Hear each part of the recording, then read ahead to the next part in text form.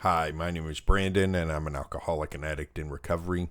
The last couple of days I've been reading from Recovery 2.0 by Tommy Rosen about the yamas, or the yogic principles and moral guidelines that he believes can serve as an extension of what we learn in the 12 steps. And he's going through these one by one to talk about what they can teach us in terms of both spiritual and moral philosophy. And today we're talking about the third one, which is asteya. And asteya means non-stealing. So I'm going to read what he says about this, clarify a little bit what stealing means in this context, and then talk about one of the biggest aspects of this that I've had to work on in my recovery. He says, asteya means non-stealing. Let's look at it in energetic terms. We do not want to take energy from our fellows. People's possessions or energies can include property, but also their reputations and accomplishments.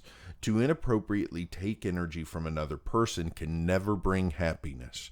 Reaching for the ideal of asteya, we want to stop comparing ourselves to others and stop seeking what they have. We want to avoid gossip, which affects a person's reputation. Where business is concerned, we make a conscious effort not to take advantage of people. In the spiritual sense, we do not own anything, so we adopt a different view of money. We see it as energy to be responsibly circulated rather than to be controlled or hoarded. So as you can see from that description, there's a lot of different aspects of non-stealing that we're talking about here. We're not talking about just taking someone else's property. We're talking about taking energy from the world that doesn't belong to us and using it in ways that we're not intended to use it. One of the things I want to focus on is what he says about to stop comparing ourselves to others and stop seeking what they have. This idea of comparing ourselves to others, wanting what other people have, is the idea of envy that we talk about a lot in 12-step recovery programs. And this has been one of the most difficult ideas for me to come to terms with during my time in recovery. I spent an enormous amount of time in my addiction looking at my fellows, looking at people around me, and saying I either should be where they are in life, I should have what they have in life, or I wish I was where they were in life or had what they had. I used to say that a lot and then get mired in emotions around that. A lot of times they were emotions related to self-pity. Self-loathing also came up a lot too. These very selfish emotions and negative emotions where I could get down on myself quite a bit and start feeling sorry for myself. And really good cure for that in my mind was to get good and drunk or good and high. So in my recovery, one of the things I was taught very early on was that I needed to stop comparing myself to others. And there's a couple of ways that I was taught to do this. The first was through prayer and through gratitude. And the importance of expressing gratitude each day is to keep me focused on what I have in my life to be thankful for, so that I'm not so focused on what other people have in their lives that I want. And when I start to really practice a lot of gratitude, when I start to get to a point where gratitude is something that I'm practicing every single day and something that I'm really spending a lot of time thinking about, then it becomes harder and harder for me to want things that other people have. Instead, I can start to appreciate that they have what they have, I have what I have, and it's all good. It's all the way it's supposed to be. That's the other thing that really has been a big part of this, is focusing on the idea that things are the way they're supposed to be.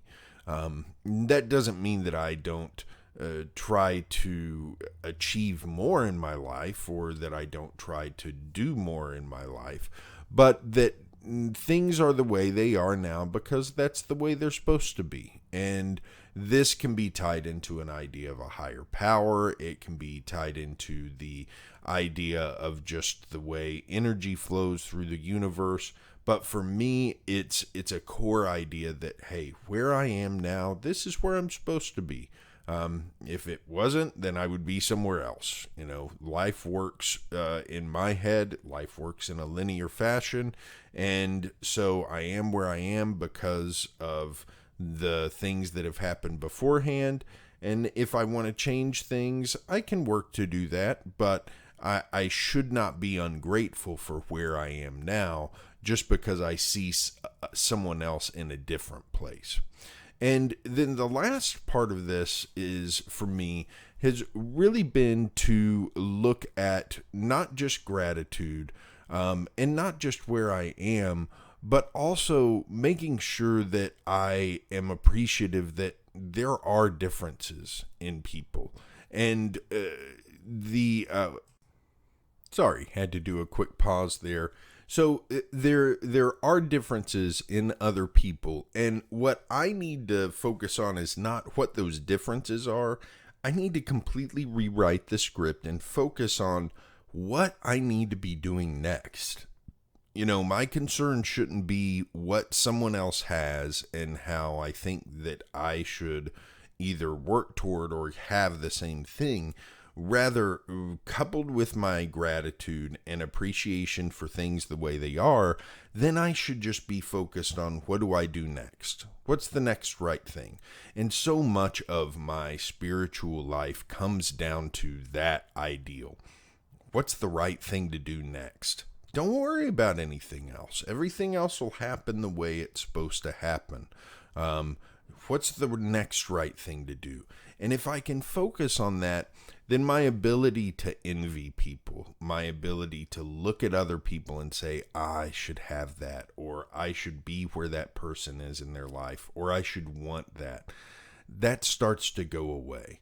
And it's not like turning off a switch. Like all of this, I've had to practice that. And I still find myself sometimes in situations where I see other people's accomplishments, for example, and think, man, that person has accomplished so much more in their life than I have in an even shorter period of time. What am I doing with my life? And I have to remember that I don't have to figure that. I don't have to answer that question. What I have to do is act a little bit differently when those things come up. I can't answer that question because it's a silly question. I don't know anything about that other person. I only know the things that I know from interacting with them. All I can do is focus on myself.